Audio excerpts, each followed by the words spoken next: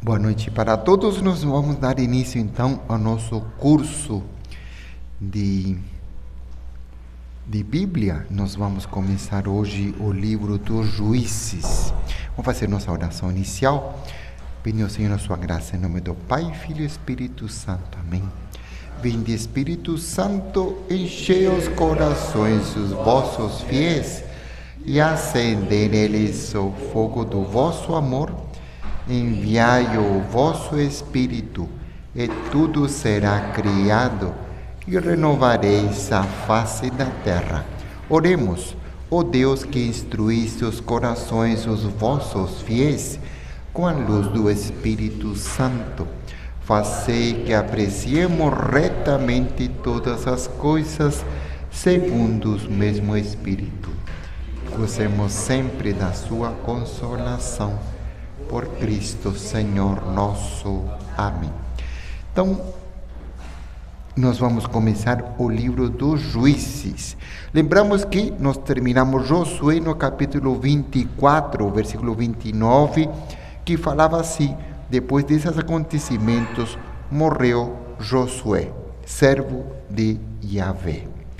Nós vamos começar a trabalhar o livro dos Juízes. Quem são os juízes? Então, para responder essa pergunta, nós vamos percorrer um pouco o próprio livro dos Juízes, que nos dará essa resposta.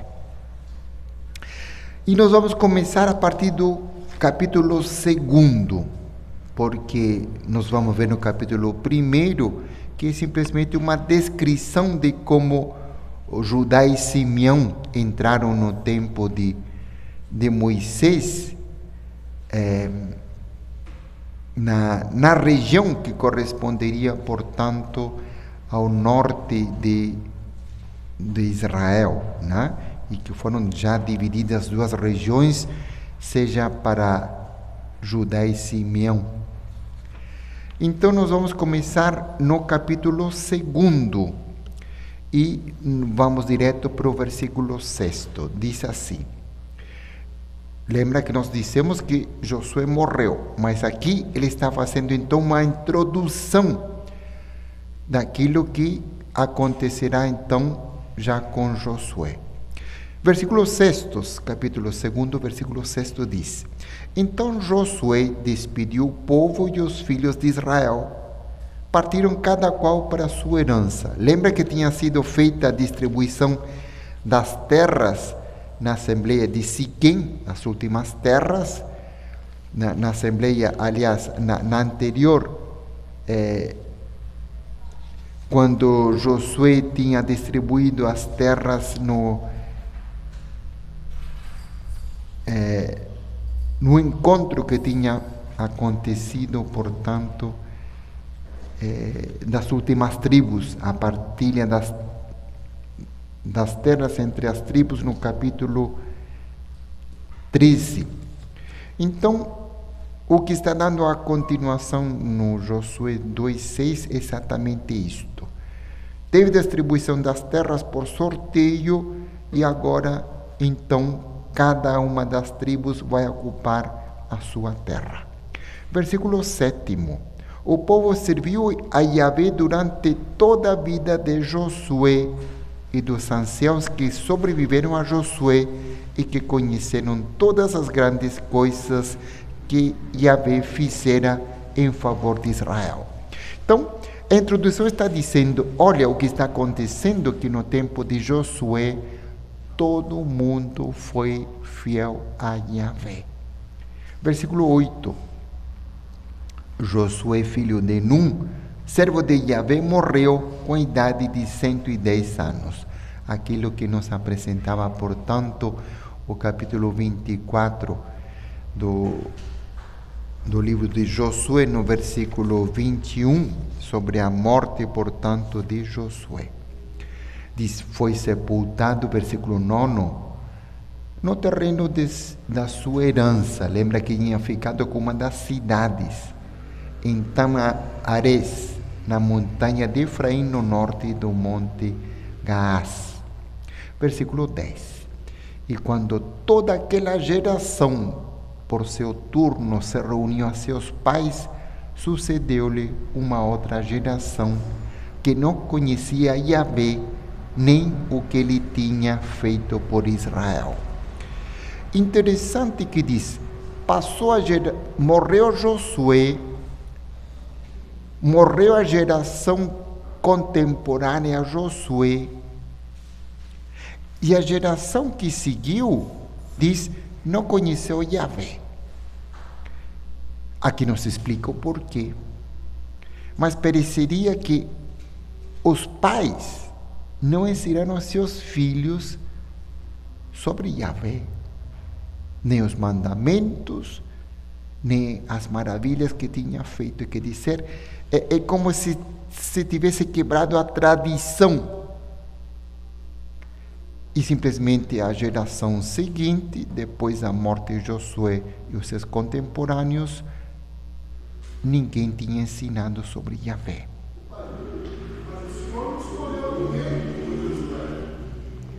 Então, é verdade que o Senhor não escolheu ninguém para seguir Josué. Por quê? Por que Deus não escolheria ninguém? É porque agora o povo deve continuar a missão de Josué e deve... Lembra que agora, antes Josué, ele guiava o povo. Agora o povo se dispersa. Cada tribo vai para o seu território. Cada tribo vai para o seu lugar, para suas cidades que ganharam no território. Então, não tem um poder centralizador. Foi através de Josué simplesmente que eles ganharam algum território, mas também, coloca atenção, não foram mortos todos aqueles que estavam nas cidades. Então, isso nós vamos ver depois que vai acontecer. Então, não teve sucessão de Josué. Por quê? Porque as tribos foram divididas. Cada um partiu para seu lugar. E a vida continua. Embora deveriam ter continuado ligados a Yahvé pela fé. Essa é a grande questão. Versículo 11. É aqui que começa a verdadeira introdução. Então, os filhos de Israel fizeram o que era mal aos olhos de Yahvé e serviram os Baals. Quer dizer, depois que morrem os seus ancestrais, eles vão servir aos ídolos. Diz, fizeram mal aos olhos de Deus. O que significa fazer mal? Quer dizer, cometer idolatria. Servir a falsos deuses. Versículo 12. Deixaram a Yahvé, o Deus de seus pais, que os tinha feito sair do Egito, e serviram a outros deuses entre os povos ao seu redor. Então, a perversão de Israel, do povo de Israel, dessa nova geração, é deixar-se influenciar pelos povos vizinhos ao ponto de assumir os seus deuses, os seus ídolos, e adorar os seus ídolos, esquecendo de tudo o que Deus fizera por Israel. Então, a partir do momento que eles estão numa nova terra, eles vão conhecer vizinhos e vão ser influenciados pelos costumes dos vizinhos, ao ponto de pegar também os seus deuses. Diz, prosternaram-se ante eles e irritaram a Yahvé. Foram infiéis. Versículo 13. E deixaram a Yahvé para servir a Baal e Astartes. Então, Baal e Astartes são deuses dos cananeus, dos fenícios. Quer dizer, povos vizinhos. Então, grande maioria, no lugar de servir a Yahvé, vai atrás de Baal e outro deus chamado Astartes. Versículo 14. Então a ira de Yahvé se acendeu contra Israel e os abandonou aos saqueadores que os espoliaram e os entregou aos inimigos que os cercavam, e não puderam mais oferecer-lhes resistência. Antes, o povo unido através de Josué, através da Arca da Aliança, exterminava através das guerras, através dos anátemas, os povos que eles invadiam. Agora, ficando dispersados, eles perdem sua força. Cada tribo no seu território, não são mais as 12 tribos unidas. Então, se dispersam e agora não tem mais essa força, não tem mais um líder único que os guie. E ainda mais, Deus os abandonou, nos diz a palavra de Deus. Como? Qual a pergunta? Não, todas as tribos. Como dizer, quando se apresenta Baal e Astartes, se apresentam apenas alguns dos ídolos, mas tem outros ídolos. Então, quer dizer, não apenas esses 2 ídolos, mas todos os ídolos existentes naquela região. Então, todas as tribos, por sua vez, cada uma vai ser influenciada pelos seus vizinhos, com os ídolos que os vizinhos tiverem, não é? Então, todas as tribos vão ser influenciadas. Versículo 15. Em tudo que empreendiam, a mão de Yahvé era contra eles, para lhes fazer mal, como Yahvé lhes tinha jurado, e a sua aflição era extrema. Então, o povo se afastando de Deus, deixa de ter a proteção de Deus. E deixando de ter a proteção de Deus, portanto, ele começa a sofrer as consequências do abandono. Por quê? Porque Deus não está mais protegendo. Então, eles vão ser, portanto, saqueados e espoliados pelos seus inimigos. Versículo 16. Aí que está a resposta daquilo que nós podemos dizer, bom, mas eles estão sofrendo porque não tem um líder que venha uni-los. Versículo 16 diz assim: então Yahvé lhes suscitou juízes que os livraram das mãos dos que os pilhavam. Então, os juízes vão ser, portanto, os líderes que vão guiar em cada tribo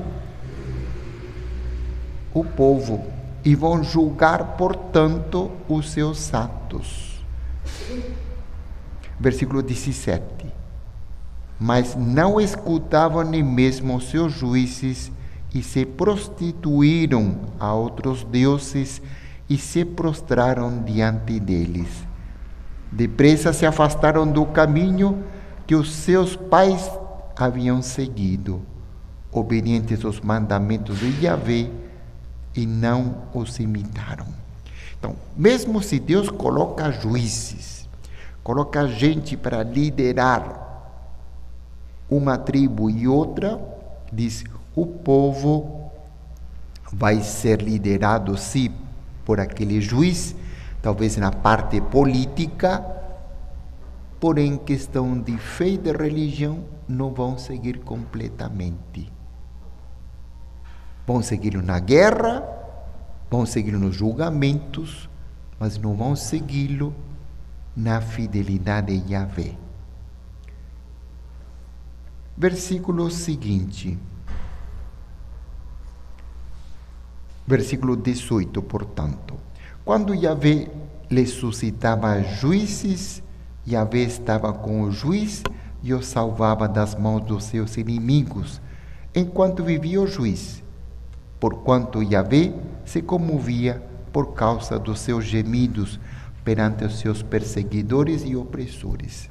Então, o juiz que vai ser agora o sinal da presença de Deus. E enquanto diz, o juiz vivia, Deus estava com o juiz.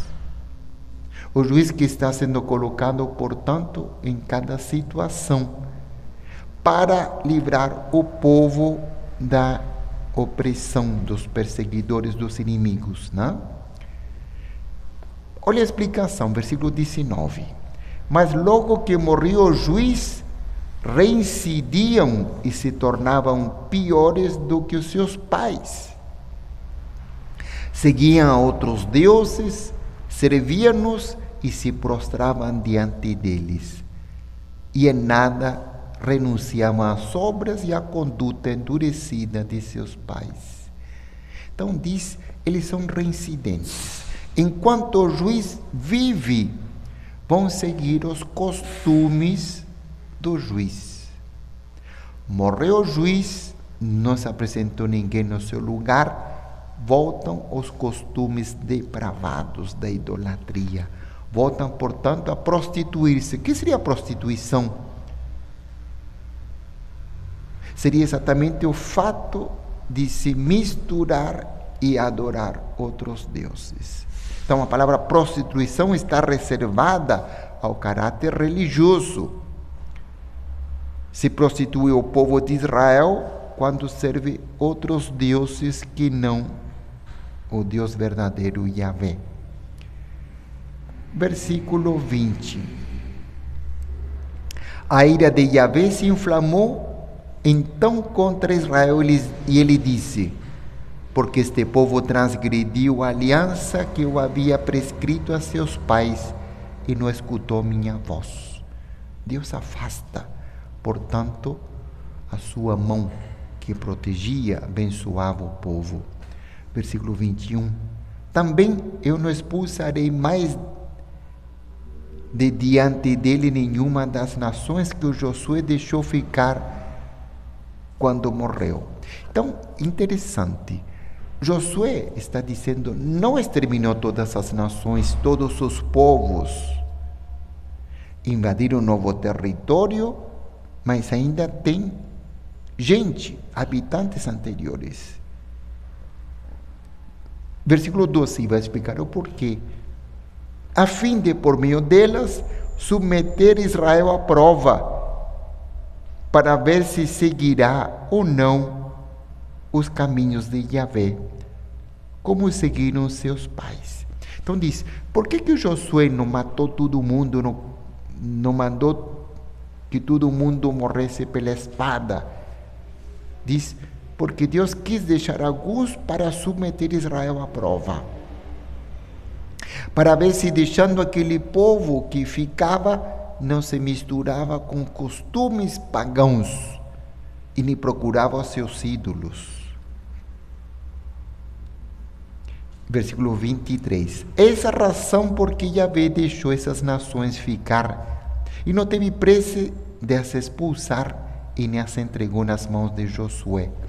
Josué poderia ter varrido todas as nações, todos os povos, todas as cidades que eram ocupadas por estrangeiros, mas diz não, pelos próprios habitantes nativos, né?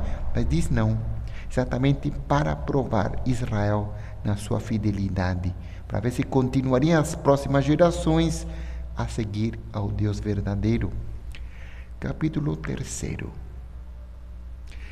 E aqui vai dar, portanto, uma lista das nações que ficaram. Eis as nações que Yahvé deixou ficar. Diz, a fim de por elas submeter à prova a Israel. Então, versículo 3:3 diz assim: os príncipes dos filisteus e os cananeus, sidônios e os heteus. Já tem várias nações, né? Versículo 4. Eles serviram para pôr Israel à prova, para ver se guardariam os mandamentos que Yahvé tinha dado a seus pais por intermédio de Moisés. Então veja que está repetindo sempre o mesmo estribilho, o fato de ser para submeter Israel à prova. Acaba de falar isto nos versículos anteriores, nomeou de novo as nações que tinham sobrevivido, tinham ficado, portanto, os seus habitantes na região, e ele explica o porquê. Para submeter Israel à prova. E assim, versículo 5 diz: E os filhos de Israel habitaram no meio dos cananeus, heteus, amorreus, fereceus, heveus e jebuseus. Já tem 6 povos diferentes nomeados, dizendo eles sobreviveram. E aqui que está a questão, versículo 6. Desposaram as filhas deles, deram os seus próprios filhos e filhas deles e serviram a seus deuses. Então, nesse fato de se misturar com os outros povos, eles foram adquirindo os costumes dos filhos e das filhas que se casavam, portanto, com os judeus. E diz, começaram a servir os seus deuses. Vamos para o capítulo 7. Ele vai retomar a mesma coisa que tinha falado um pouco antes. No capítulo 2, versículo 14, diz: Então os filhos de Israel fizeram o que era mal aos olhos de Yahvé e serviram os Baals. Versículo 7 diz assim: Os filhos de Israel fizeram o que mal aos olhos de Israel, de Yahvé. Então, mesma coisa. Está tomando a mesma coisa. Primeiro, o fato é que fizeram mal, cometeram idolatria, o fato é que os povos foram colocados, isso em várias vezes nos estribilhos, para provar Israel. Esqueceram a Yahvé, seu Deus, para servir aos Baals e às Aserás, né? O Deus, portanto, Astartes. Então, a ira de Yahvé se acendeu contra Israel e os entregou nas mãos da casa de Rasatem, rei de Edom, e os filhos de Israel serviram a Cusã, Rasatem, durante 8 anos. Então, o povo vai ser submetido, portanto, aos reis cananeus. Versículo 9. Os filhos de Israel clamaram a Yahvé, e Yahvé lhes suscitou um Salvador que os libertou. Otoniel, filho de Quenez, irmão caçula de Caleb. Todo mundo lembra de Caleb, que era da tribo de Judá, que também pegou uma parte para ele, não é? Então, Otoniel é irmão caçula de Caleb. E ele, portanto, vai ser um juiz. Versículo 10. O Espírito de Yahvé esteve sobre ele. Ele julgou Israel e saiu à guerra. Yahvé entregou nas suas mãos Cusã-Rasataim, rei de Edom, e ele triunfou sobre Cusã-Rasataim. Então veja que quando tem um juiz que lidera em nome de Yahvé, a vitória está garantida para Israel. Versículo 11. A terra descansou por 40 anos. Depois, Otoniel, filho de Cenez, morreu.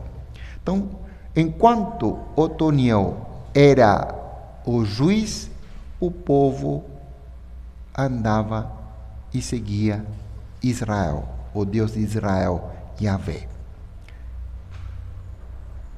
Versículo 12.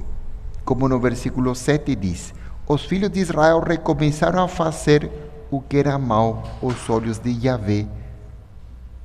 E Yahvé fortaleceu a Eglon, rei de Moabe, contra Israel, porque faziam o que era mal aos olhos de Yahvé. Então, toda vez que o povo se afasta e comete idolatria, Deus suscita um rei inimigo mais forte do que Israel. Agora é o caso de Eglon, versículo 13. Eglon uniu a si os filhos de Amon e Amaleque. Então são 3 povos, os amalecitas e os amonitas. Marchou contra Israel, venceu e tomou-lhe a cidade das palmeiras. Os filhos de Israel serviram a Eglon, rei de Moabe, 18 anos. Então, a partir do momento que não existe nenhum juiz, o povo vai ser sempre submetido, portanto, à servidão. Vai ter que pagar tributo, portanto, a Eglon. Significa que parte daquilo que ele produz na sua terra, parte dos seus rebanhos vão pertencer, portanto, a Eglon durante 18 anos, já que não tem nenhum juiz. Versículo 15. Então os filhos de Israel clamaram a Yahvé, e Yahvé lhes suscitou um salvador, Aodi, filho de Gera, benjaminita, homem canhoto. Então, da tribo de Benjamim, Aodi. Vai ser, portanto, o próximo juiz depois de Otoniel.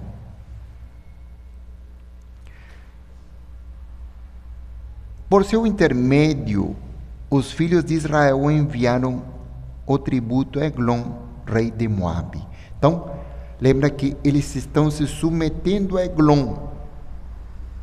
Então, sempre tem que ter, uma vez por ano, cada 6 meses, uma vez por mês, dependendo do rei que está querendo o tributo, vai pedir então que seja pago. Versículo 16. Aodi fez para si um punhal de 2 gumes, com o comprimento de um côvado, cingiu debaixo da roupa do lado direito. Um côvado equivale mais ou menos o tamanho do cotovelo, então, nos 20 centímetros mais ou menos, e o esconde na sua roupa. Versículo 17.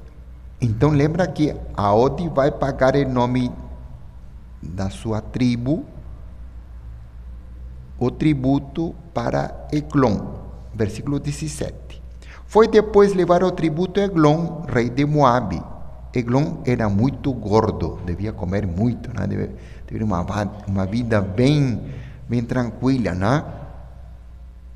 Versículo 18. Uma vez entregue o tributo, Aodi, portanto o juiz, despediu as pessoas que o trouxeram. Mas ele, ao chegar aos ídolos que estão perto de Gilgal, voltou-se e disse: tenho uma mensagem secreta para o rei. Então, ele pagou o tributo, lembra, com um punhal na sua roupa, e para conseguir falar com o rei, diz: eu tenho uma mensagem. O rei disse: silêncio, e todos os que se achavam perto dele saíram. Ele vai ficar a sós com o rei Eglon. Versículo 20. Aodi aproximou-se, o rei estava sentado na sala de cima, que era mais arejada, reservada só para ele. Aodi lhe disse: é uma palavra de Deus que trago para ti, ó rei. Então o rei espera que talvez seja como um profeta trazendo uma mensagem. Eles acreditavam muitos, então, nas mensagens divinas, não é? Então ele diz: uma mensagem para ti. Ele fica intrigado. O rei se levantou imediatamente da sua cadeira. Quer saber qual a mensagem? Versículo 21. Então Aodi estendeu a mão esquerda, apanhou o punhal acima de sua coxa direita e o cravou no ventre do rei. Aproveita e mata o rei. Versículo 22. Até mesmo o punho entrou no ventre do rei. Então, entrou com tudo. Versículo 20. E a gordura se fechou sobre ela com a lâmina.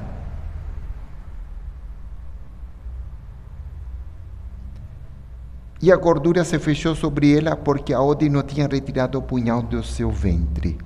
quer dizer, era tão gordo, que entrou com tudo o punhal e mal consegue tirar. Versículo 23. Aode saiu pelo corredor, tendo fechado atrás de si as portas da sala de cima e trancado o ferrolho. Então, foge por outro lugar, tranca. Lembra que ele tinha ficado a sós com o rei. Trancou a porta e vai embora por outro lugar.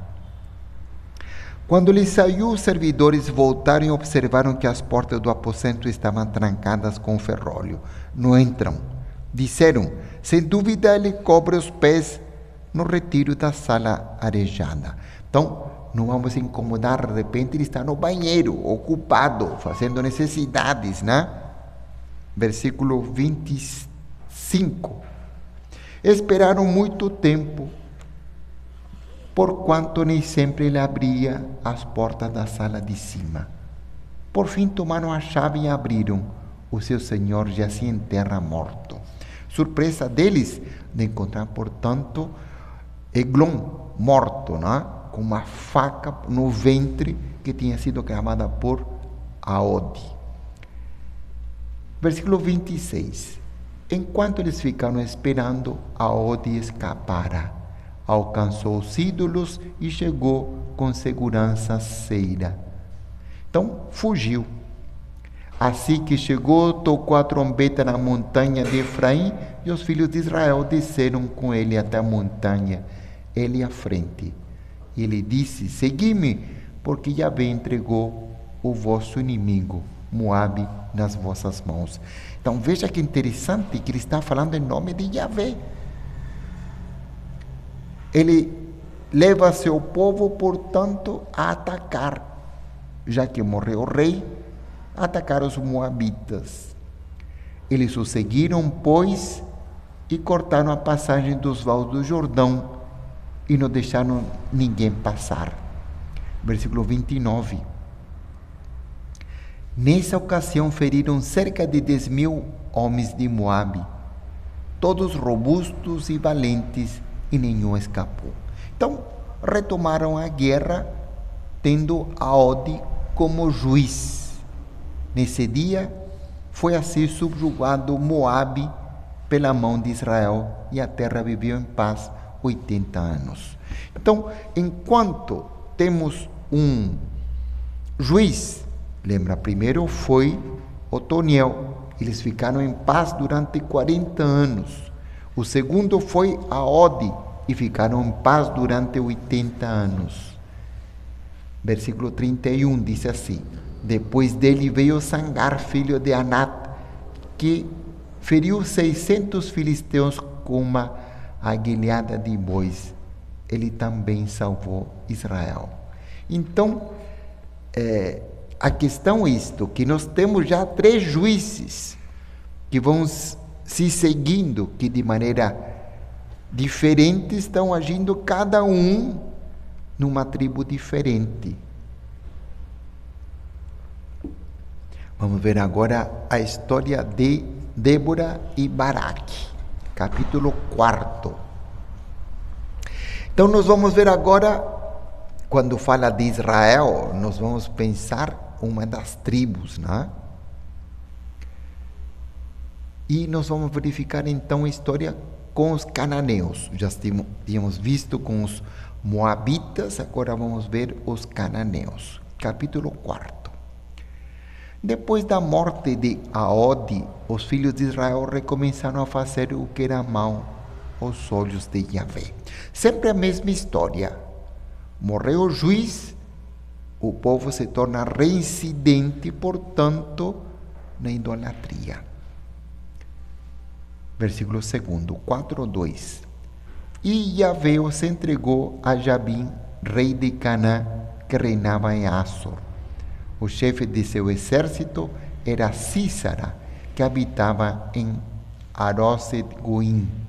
Então, agora nós vamos ver, portanto, a luta contra os cananeus.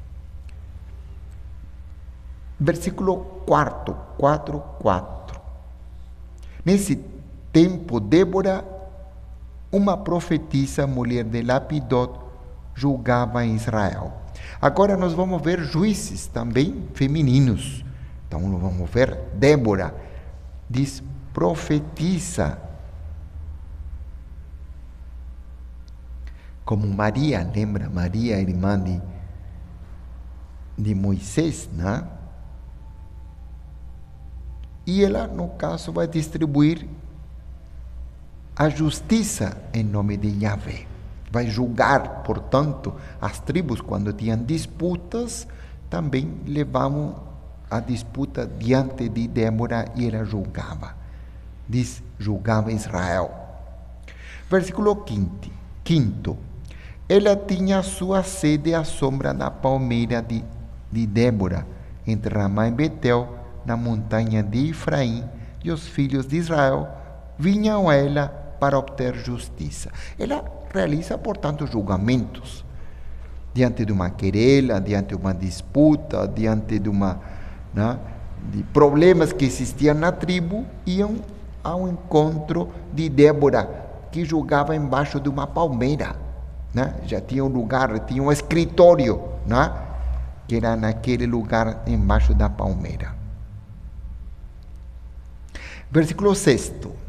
Ela mandou chamar a Baraque, filho de Abinoém, de Sedes e Neftali, e lhe disse: Yahvé, Deus de Israel, não te ordenou? Levanta-te e vai ao monte Tabor, e toma contigo 10.000 homens entre os filhos de Neftali e os filhos de Zabulon. Atrairei a ti na corrente de Quison a Sísara, chefe do exército de Jabim, com seus carros e suas tropas, e as entregarei nas tuas mãos.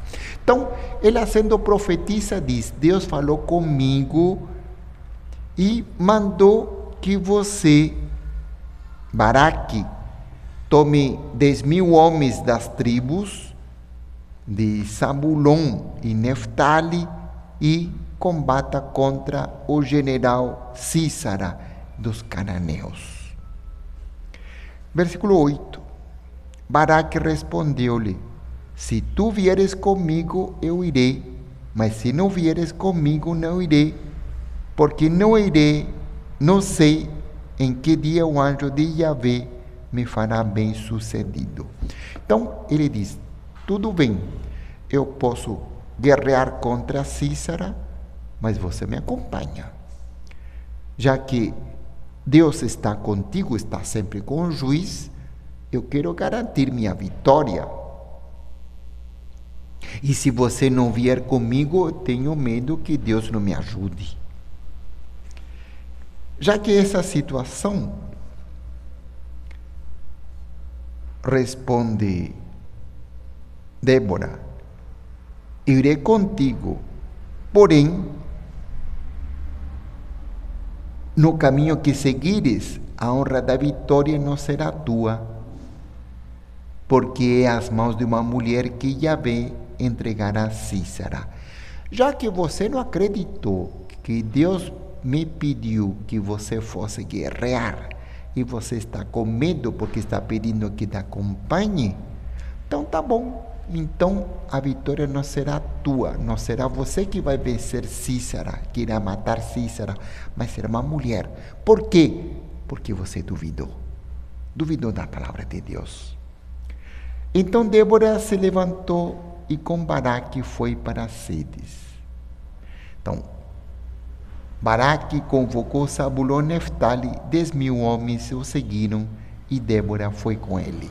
Então, ele vai combater, portanto, os carros de Sísara, que tem 900 carros de guerra, com cavalos, portanto. Então, o que vai fazer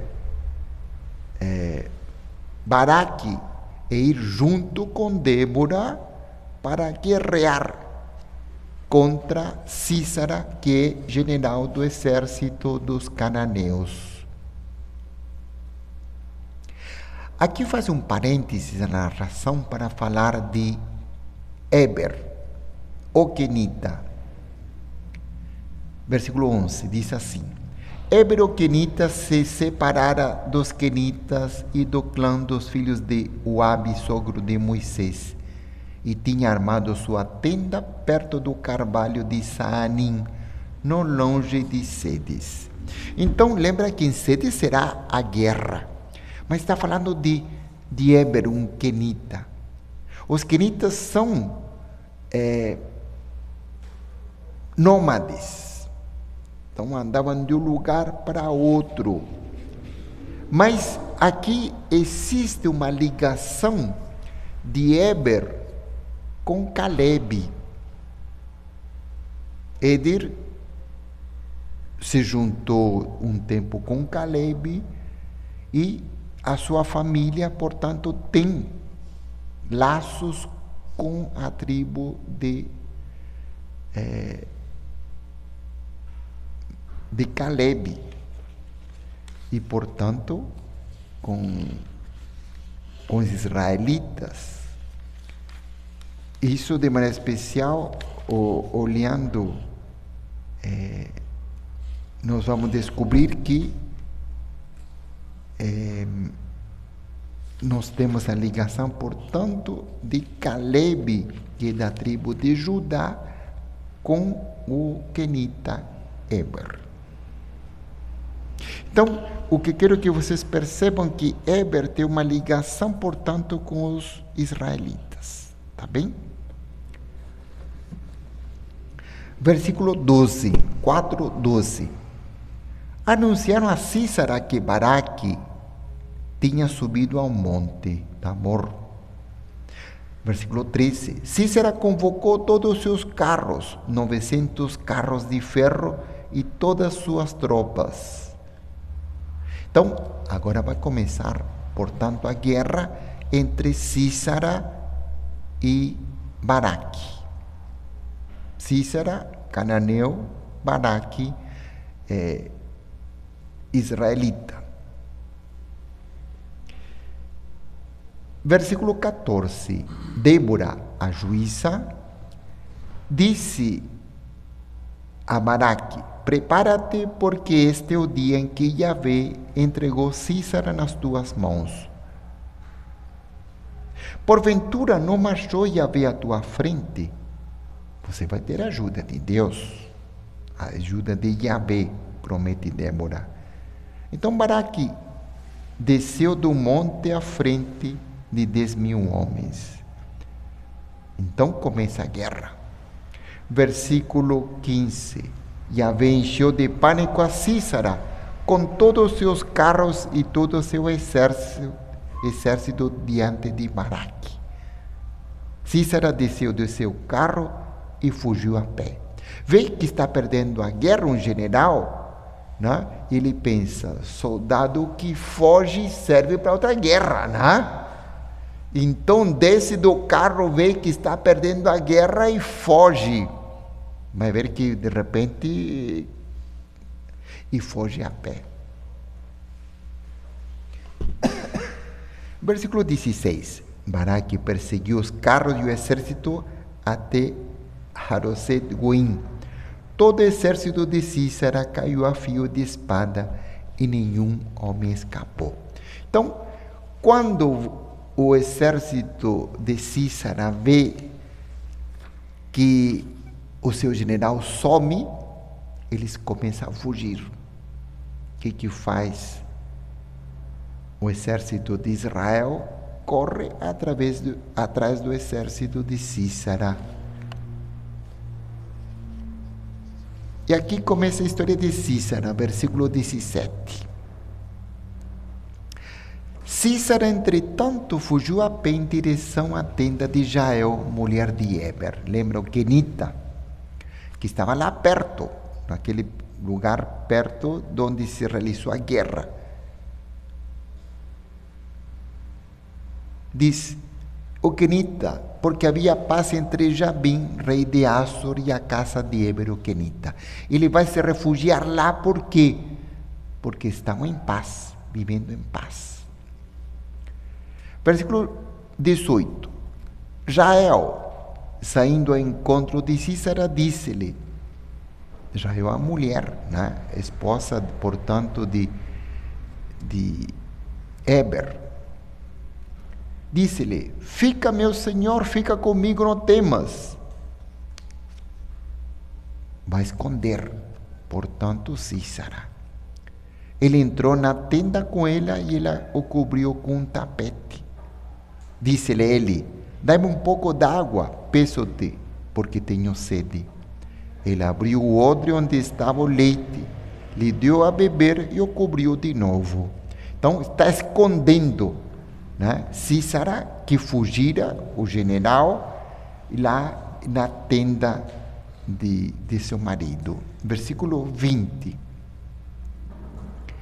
Disse-lhe ele: fica na entrada da tenda, e se vir alguém te perguntar: tem algum homem aqui? Responderás: não. Jael entendeu tudo, né? Está fugindo, reconheceu Sísara, sabe que é o general que veio combater Israel. Versículo 21. Mas Jael, mulher de Eber, pegou uma estaca da tenda, apanhou um martelo e aproximou-se dele mansamente e cravou-lhe na têmpora a estaca até que penetrou na terra. Veja que interessante, ele deve ter dormido embaixo do tapete, não vê nada, não enxerga nada. Ele pega uma estaca grande, aquela que vai segurar a tenda, portanto. Se aproxima, coloca a estaca em cima da cabeça dele, imagina que está por cima do tapete, e dá uma martelada com tudo, e continua martelando até atravessar a sua cabeça, né? Diz assim: ele dormia profundamente e, vencido pelo cansado, assim morreu. Então, morreu sendo atravessado, portanto, por uma estaca da tenda, nas mãos de Jael, uma mulher, como tinha falado Débora, né? Como tinha profetizado Débora. Versículo 22. Eis que surge Baraque, perseguindo a Sísara.